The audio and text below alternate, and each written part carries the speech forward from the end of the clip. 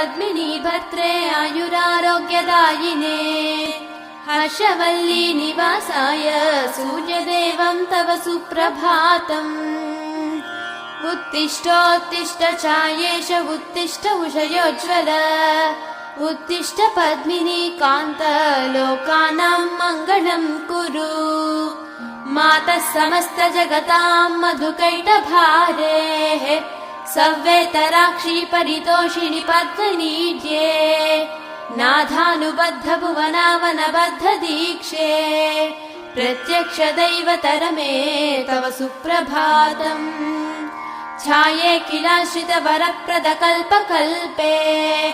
विस्वाप्तधाम निलयामल दिव्यभासे आयाहि शीघ्रमघनासिनि संश्रितानां श्रीसूर्यदैवतरमे तव सुप्रभातम्।